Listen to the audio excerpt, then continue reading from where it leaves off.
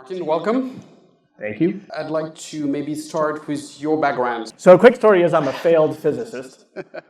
So I did computational physics as an undergrad. My first job was at a national lab. I actually worked in the nuclear weapons program. This was probably 2000, 2001, 9/11 happened, and like the whole priority of the nation changed. So it kind of went from this anachronism of the Cold War to more of a security kind of threat intelligence type thing. So I moved to the intelligence community, and I worked in the intelligence community in operations from Afghanistan through Iraq. And from there, I popped out and I went to Stanford, where I worked on a lot of the stuff that we kind of originally started working on when I was at the intelligence community, which was trying to make networking, like computer networks, more flexible to push them into many different areas. So this is like 2003 to 2007, where the traditional network architecture, like the internet architecture, was kind of being moved into areas that hadn't before. Really large data centers, large mobile networks, really shared computing, et cetera. And it wasn't really built for that. So I worked on the research team at Stanford that tackled that problem. It was a large effort. It was like a multi-university effort that became what was called software-defined networking. Popped out of there, started a company called Nicira that focused on software-defined networking. Kind of survived the nuclear winter of 2008, 2009. Ended up selling that to VMware after Andreessen Horowitz invested in the company. I ran that business, so I ran networking security at VMware for about 4 years before becoming a general partner. And that brings us to today. Yeah. And the humble part here is that you didn't mention that you sold the company for $1.3 billion. Yeah, $1.3 billion, that's right, yeah. And then when you ran that business at VMware, that went from something technically super impressive but reasonably early as a business to something quite large, right? Yeah, so when we joined, the revenues were under 20 million. When I left, it was 600 million annual run rate. And I think last year, it's public now, that it clocked in 1.3 billion. So that was the total bookings of last year was 1.3 billion. So it's a significant business now. Mm. So that's a prime example of category definition. And you've produced all this super interesting content. By the way, people can go online and like on YouTube and on the Andreessen Horowitz website. You've written, and on Twitter, written a lot of super interesting things. So maybe let's start with that, this concept of category definition. How do you sell a product when the category does not exist and the customer may not even know that they need the product? Yeah. So this all speaks to my total naivety coming out of school, which is like I always thought. Okay, here I think this is probably the number one error technical founders make, and it's the following, right? So, all right, so I'm in my lab and I make my cool thing, my cool widget, whatever it is, and then the big logical fallacy we all make is that whatever that widget, that thing we've made, actually has intrinsic value. So it's like I could go and I could like put it on the sidewalk and I would leave, and someone would pick it up and they would understand, oh, this is amazing, it'll change my life and I'll pay lots of money for it. And I think most technical innovators believe that because they're part of the creation process, they understand why it's cool, they've kind of done all of that background work.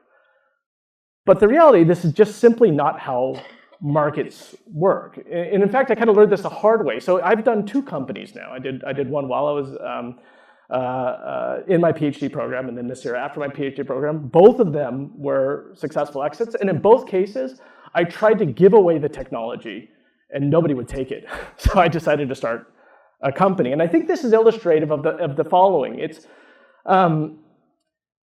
a market category is something where people know what you're selling.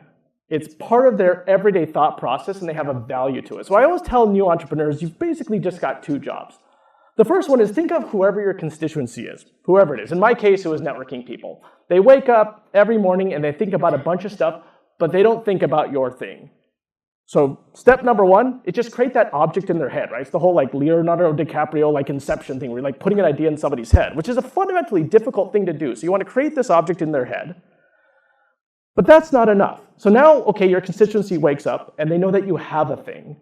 But the second thing you have to do is you actually have to attach value to that. And almost nothing in this life has intrinsic value. Like, does Coke have intrinsic value? Does a car? I mean, they have some level of value, but none of that is actually directly correlated to pricing. So now, not only do you have to create this object in their head, you have to attach a price to it, which in my my belief and my experience is what you have to do in category creation. So to put it simply, a market category, in my opinion, is a thing that exists that has a value, and then hopefully it has a buyer in a company and it has a budget attached to it. And so a lot of what I've written about, and certainly what I did in my company, is like, how do you go from like basically a cold start where nobody thinks about you to having a market category? And that's presumably going to be a sales-driven effort, right? That's not going to be, you're not going to start like doing marketing, or is that the correct way of thinking about it? You need to have people that go to buyers, potential buyers, and tell them about the widget? Yeah, so I think this is changing over time, and we can talk about that. But traditionally, to do market category creation, you had to show up. It's kind of one of these things where, what do they say? Jesus didn't evangelize over email. It's very difficult to get somebody to actually understand something fundamental if you're not sitting there convincing them and then walking them through the kind of intellectual path or maze that you had to go through to understand why it's of value.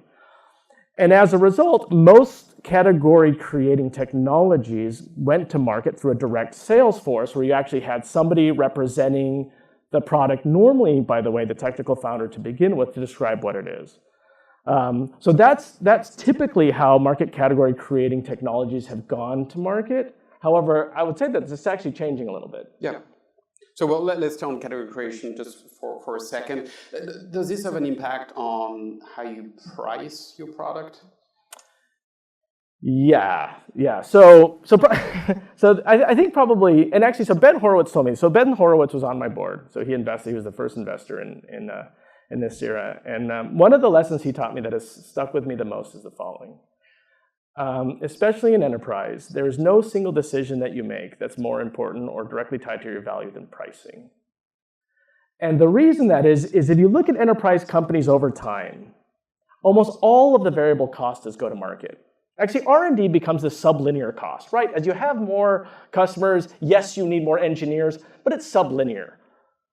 But go to market is linear. And if you look there at your variable costs, you basically have your top line, which is how much money you can get out of customers, and then your CAC. And the CAC, the customer acquisition cost, the cost of a salesperson, that's set by the market. You don't get to set that.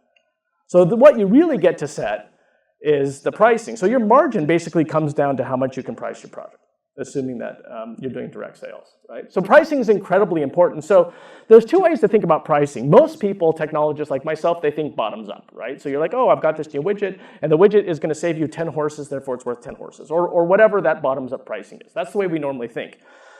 I strongly encourage anybody in the enterprise to also do the top-down exercise. And the top-down exercise is the following. What price do I need to set my product so I have a viable, solvent business? Because I know a lot of companies that get started that don't think about this, sorry. I know a lot of companies that don't think about top-down. They set their pricing too low, and they end up with either a low margin or just simply a non-solvent business as a result. Related to this, another interesting and somewhat unconventional thought you have is around services. Yeah. So the typical thing for VCs to say and think is that in enterprise software, you should largely avoid services because they don't scale, they don't have the right margin profile. What do you think?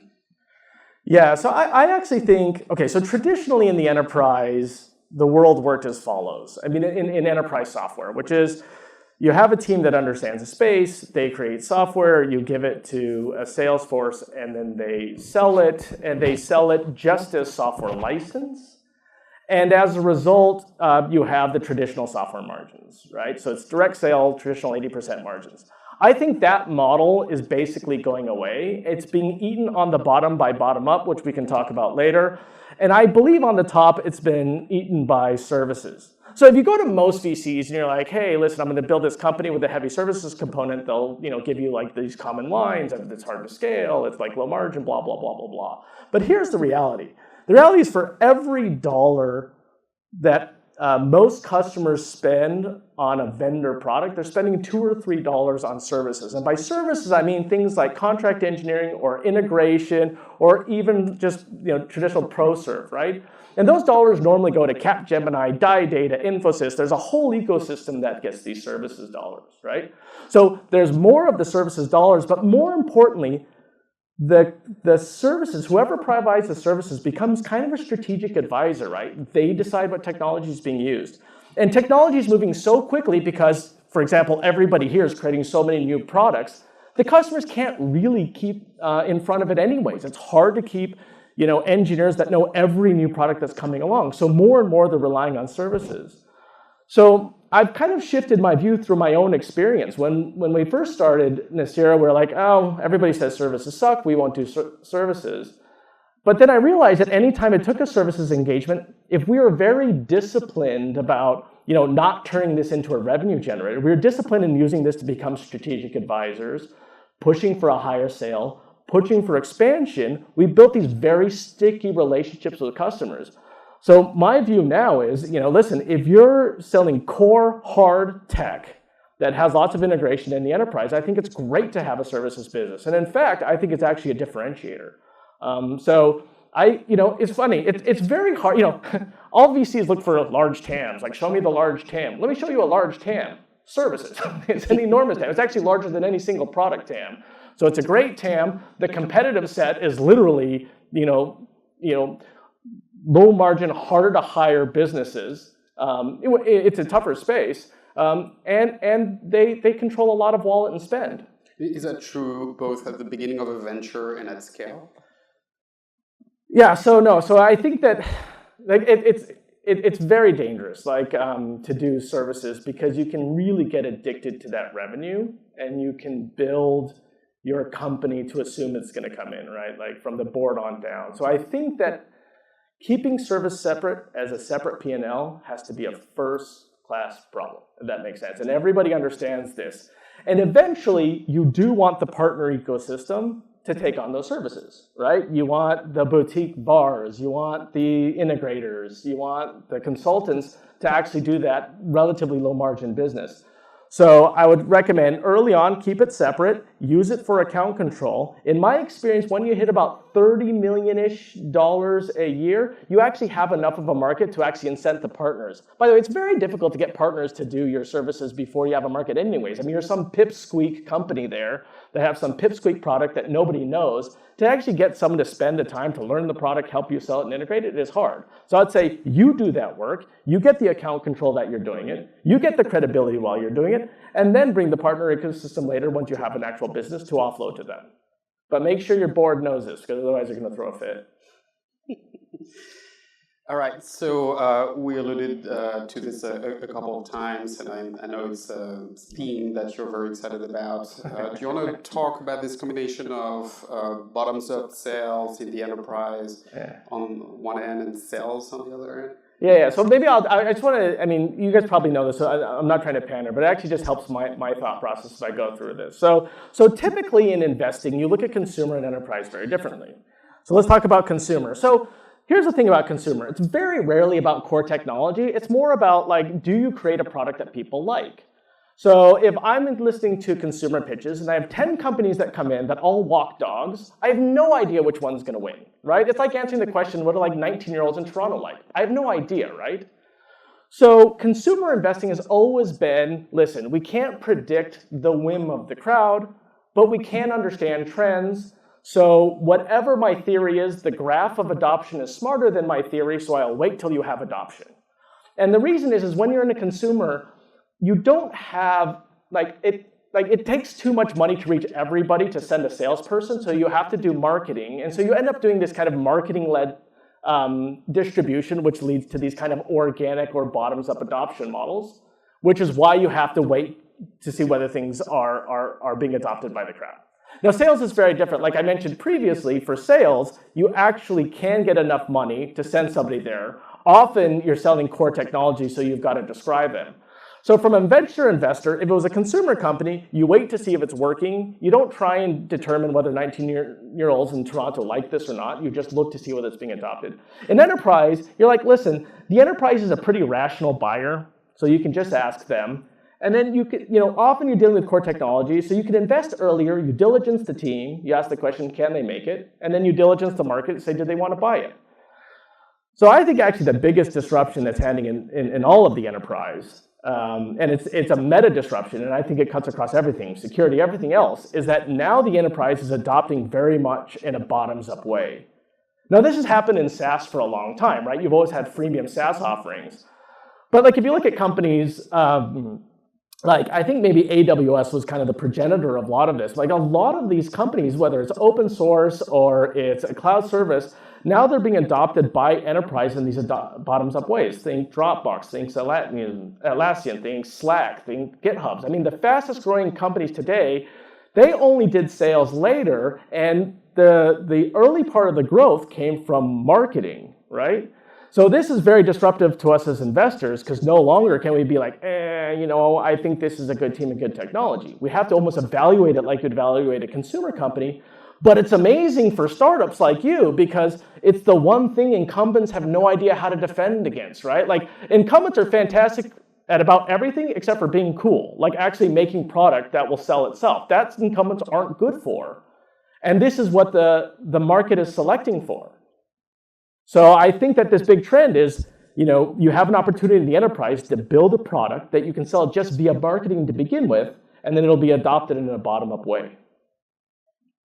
But at some point, that's a great way to get in, but at some point you need to build a sales organization to increase the ACV. Yeah. So this is, it's interesting. I think the entire industry is trying to understand this trend. And the current understanding we have at Andreessen Horowitz is exactly that, which is there are a couple of exceptions of companies which have only done bottom-up. And Dropbox and Atlassian tend to be the two most people around. Maybe SurveyMonkey is another one.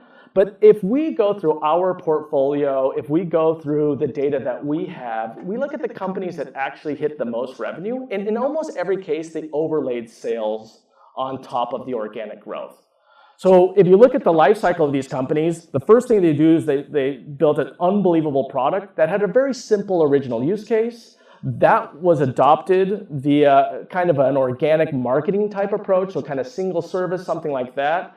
And then as they started becoming a brand monopoly and people knew about the company, then all of a sudden they would make the product a little bit more horizontal, a little more useful to the enterprise, and then they would overlay sales on top of that. And then now that you're not relying on an organic motion that's very difficult to speed up because there's kind of a natural law of physics of organic motions, now you can throw a sales team and actually drive numbers that way. And so if you look at the GitHubs, if you look at the Slacks, if you look at a lot of these companies, the way that they have done it is they've built these sales teams that overlaid on top of these organic motions. That's complicated, right? Because you can have a user that's not the same person as the buyer. And if you make your product fully available to everyone, you may have use cases that you don't really want. How do you think of that? So it's as far as we can tell, it's way more complicated than building a consumer company. In that, in a consumer company, to first order, if you have users, you can monetize, right? And so, like, basically, all you wanted to do is get users. Then the assumption is that you could use advertising or something to monetize it. And then even that's changing now, by the way, as GAFA takes control. But that's kind of the way you thought about it.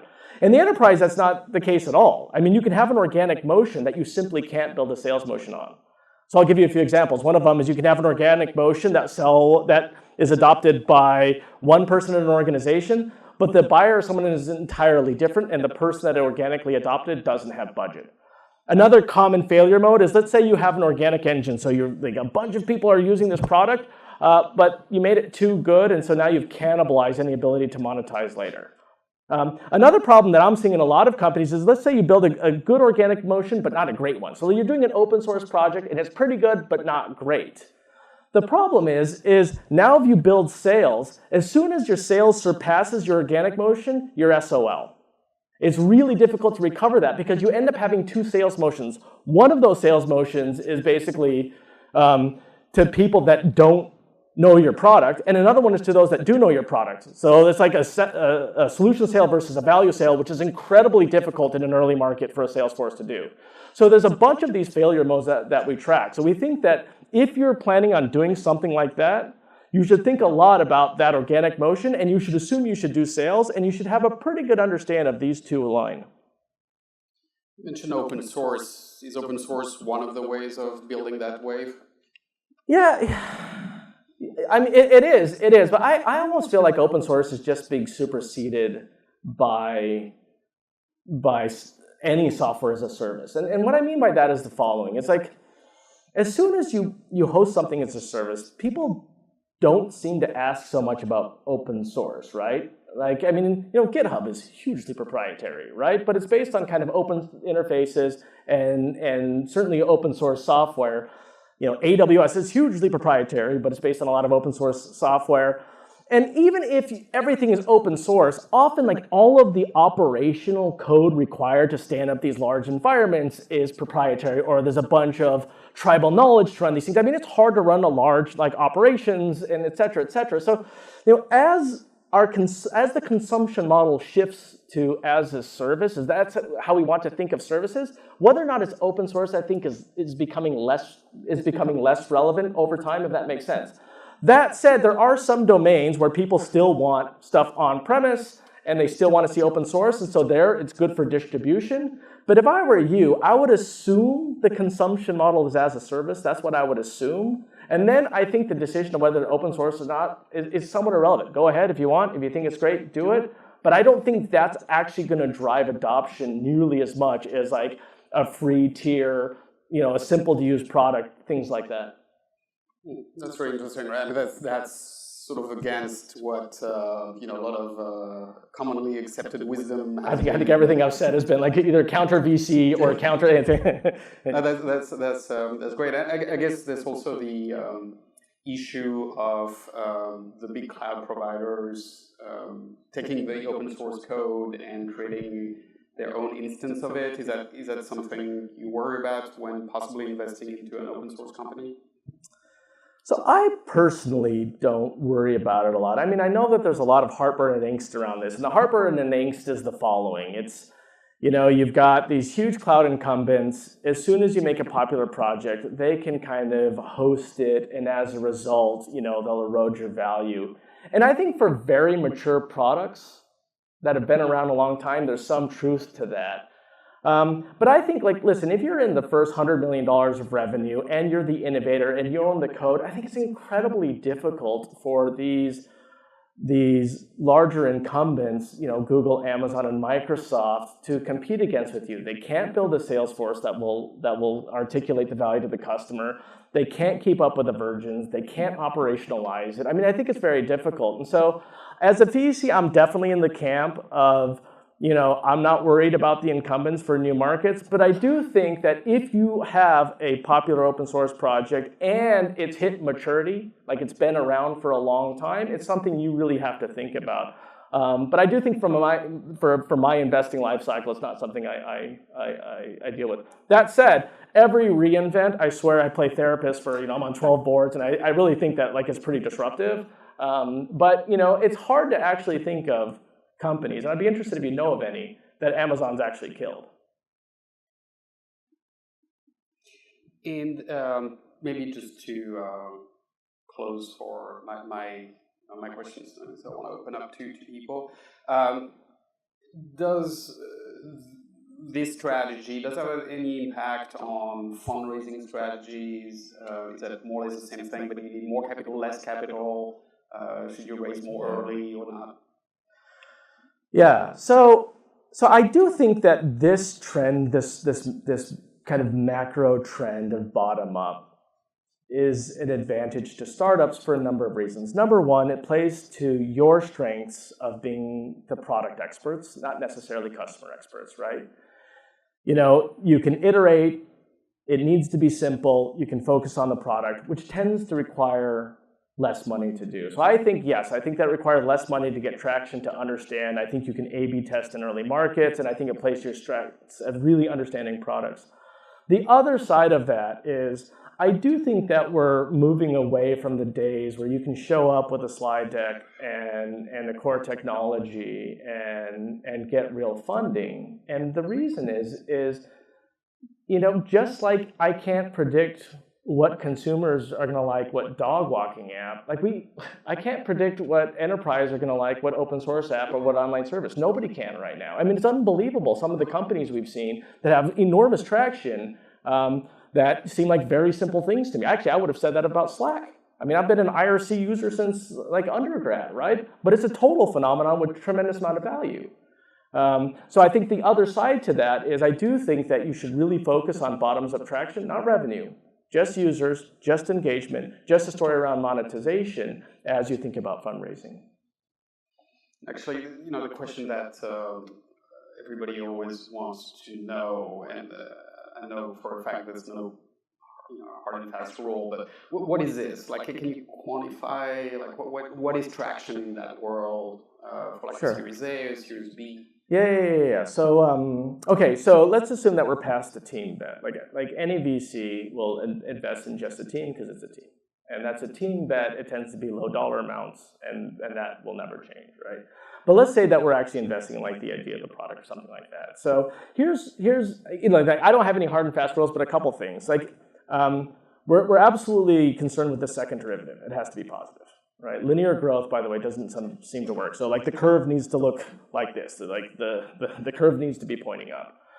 The second thing is different technologies have different types of engagement metrics. If you're writing something like core that's going to be in the Linux kernel, that's some nerdy thing, it's going to look very, very different than if you're working on like a front end stack, right? If you look at something like Vue or Gatsby or Hugo, I mean, those are hugely popular, but you have to notice that these tend to be frothy spaces. So what I would recommend is look at other projects that are in a similar space, understand the metrics, whether it's GitHub stars or it's downloads or it's community or it's mailing lists or whatever you want to track, understand kind of what your peer set is, and make sure that you have significant traction relative to those.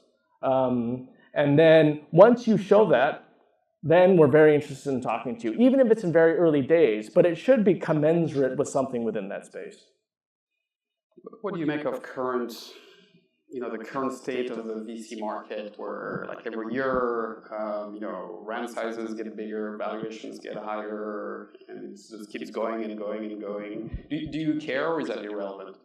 I don't even look at the VC market. I look at the market. Man, the market's enormous. Man, these companies are bigger than we ever thought they would be. Right? I mean, a taxi company, man, it's $40 billion later, right? Like Facebook is larger than anybody thought it would be. Salesforce is larger than anybody thought it would be. I mean, here's the way that I view it. I mean, I view like the first, couple of decades, the internet was about information processing, and now it's like grown like eyes, ears, arms, and legs, and it's going after every mature business on the planet, whether it's forestry or it's mining or it's taxis or it's lodging. I mean, it's business, which is trillions of dollars. And so for me to worry about the difference between 10 million and 20 million valuation seems like such a myopic view of the fact that technology is working and it's disruptive and the market is like basically the globe. But I tend to be an optimist on these things. All right, on this note, do we have questions? So you mentioned pricing-wise, that's the parameter that you go for. Yeah. And you said, for a solid business, you got to figure out where kind of the right prices and price it down. Yeah. But what about like competition? Like, do you also price for competition? What are some other parameters that go into pricing things well? Okay, that's great. I'm going to write it, guys. I'm going to write a blog post on this because it's such an important question, and I don't think that there's any hard and fast rules. But let me point out a few things I think are very important. So right now, actually, net dollar retention to investors is probably more important than how much you can get on the first, dollars. Let me just say that up front. Like if you, whether you get like a 100K deal at first, a 200K deal at first, or a 30K deal at first, what matters more is over 3 years how you can grow that account, because so much of these recurring businesses are based on expansion. So whatever pricing model you have, you've got to bake that in. The second one is, here's rough math. In a category creation environment, even a really, really, really good salesperson maybe can do 6 deals. Normally it's about 3 deals. If their OTE is 300K, 400K, and to have, just rough numbers, I mean, just to have like reasonable margins, you need their quota to be 3 times the OTE. So that's 1.2 million. So if the quota is 1.2 million, they can do 6 deals if they're great. You need to have 200K for an ACV. That's the top-down model. So you have to target about 200K. Now, if you can get that expansion, that's great. You start at 40K and then you bump it up, but you have to understand that. As far as competition, listen, if there's price is already set in the market, you're not in a market category creation situation. And that's a very different game. I mean, if the market knows the price and they're like, instead of buying yours, I'm going to buy, somebody else's. This talk isn't really applicable, but you have to use very different strategies when going to market. But I'm so glad you asked that question because I do think that it's incredibly nuanced and incredibly important. Thank you. Over here on the right. Hi, I'm Laura. I work at Action IQ. Hi, Laura. For a young enterprise software company that's looking to scale quickly, how do you think about the decision to include that service component in the base contract price versus making that a part of consulting hours? I just want to make sure I understand the heart of the question. So walk me through the differences in your mind between the two. I mean, I understand the words. I just want to make sure I'm getting to the heart of what you think is the issue here. Yes. So one option is the customer pays a flat rate and gets the service component included. The other is they get a certain extent of the service component. Great. No, so that's a great question. So here's my view. The most important thing is to have two sets of discipline. Discipline number 1 is you will not be addicted to the drug of services revenue no matter what. And number 2, when it's all wrapped up nicely, you're able to give it off to a partner and when you're at the right size. And I think number 2 kind of gets mostly to your question, which is you want the services contracts and services business to follow the model of the traditional services model because at some point in time, you do want to offload it. Now, I mean, I think in the early days you do whatever you can, but I would actually, over a period of time, run your own P&L, have your own billable hours, have those hours billable per head to actually fit the P&L model, the actual pricing model of the partner ecosystem. So when that 15th contract comes in, instead of it coming to say Action IQ, it will come to Partner Ecosystem X, for example. And then now you actually have a market to incent the partner ecosystem with. Thanks, it's a great question. We're in the back over here. Hello. Hi, Martin. David Jacobovich from Galvanize. Hey. Earlier, you spoke a lot about the top, middle, and bottom of the funnel and building that stickiness with strategic advisory and that shift of mindset. Talking about both sales discovery and organic engine motion. Wanted to just hear some more of your thought leadership on that strategic advisory piece. Yeah. I think that.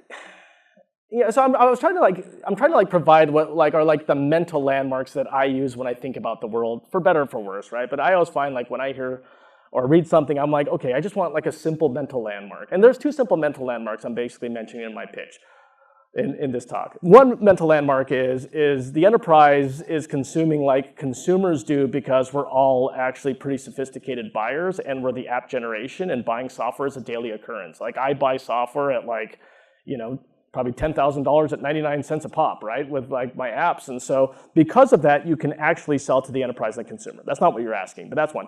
The second mental landmark is, listen, I think that technology is getting to the point that it's moving beyond, it's almost the opposite problem. It's moving beyond the educated buyer and the buyers can't keep up. If you're in the enterprise and you're delivering something and you really just care about the business, you don't actually care about any particular technology and you're having a hard time hiring people and the last person you hired, they were great at the old technology but not the new technology, more and more you just rely on other people to disambiguate this chaos that we've all created, right? And so put yourself in the shoes. I mean, there's a reason why that the growth in services is going higher than the growth in vendor products, man, because products suck and they're hard to use and they change all the time, and have somebody else, arbitrate that for you, right?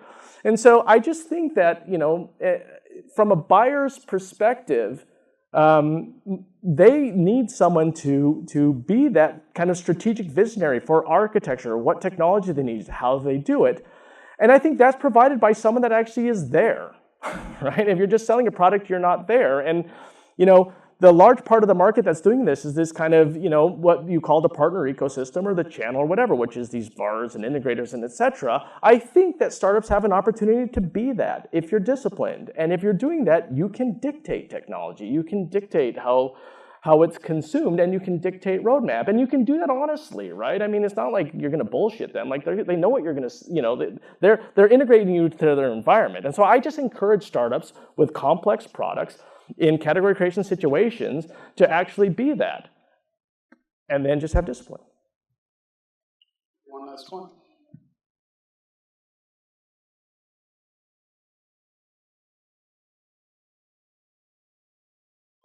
Hi, my name is Raphael. I've been in enterprise software for a while. I really agree with your perception on the sales versus marketing. It's becoming a lot more complicated, and go-to-market strategy is becoming so much more important. As businesses really start to scale, who do you see is driving that? Do you see that as the CMO, the sales exec, or is it a Jeff Hall, the CEO has to basically manage, because they're both kind of coming at it from different perspectives? Oh, that's such a great question. I don't think it's converged yet, and I'm trying to figure it out. I think everybody's trying to figure it out. And just to get to the heart of this question, which is such a great question, these new enterprise companies are starting with these actually, it was interesting. They're starting with product-led efforts. So it's actually the product org, right? I mean, it's the product org, whether it's R&D or whoever, that's creating these kind of organic phenomenons, right? That are, whether open source or whatever. And then it goes to kind of a certain type of marketing. It's not lead gen. It's like the community dev type marketing, which is a little bit different. And then it goes to sales, right? And it's not really clear to me, like how the right structure is. So I'm on 12 boards, I'd say 5 of them follow this model, and all 5 have like a different approach to doing that. And so I think that we're trying to understand how you structure your companies to do this. But one thing, I know we're out of time, that I'll say is, I do believe the following. I do believe that companies now go through these stages. The first stage is a product stage, right? And like, you don't get out of the product stage until you effectively have an organic motion or some bottoms-up motion or some brand recognition, and you understand that engine. Then you go to a sales phase, right? And then however you organize, then now you're in the sales phase where you're monetizing that. But you have to do it in a way that you don't erode or cannibalize the organic phase, which is a huge failure mode. You can have these beautiful organic engines, then you create the sales engine, you like kill the golden goose because either you're not cool anymore, or you outrun it, or you don't invest in it enough. But then the third phase that these companies go into is an operations phase where you actually do care about things like margins and things the street actually cares about. And again, like, I don't know what's the right organization to do that, but I think you actually have to make that shift in order to kind of hit that third stage. Thanks for the question. On this note, this was amazing, so much knowledge. Thank you so much for being here and sharing. Really appreciate it. Okay, thank you. Thank you, everyone. Thank you.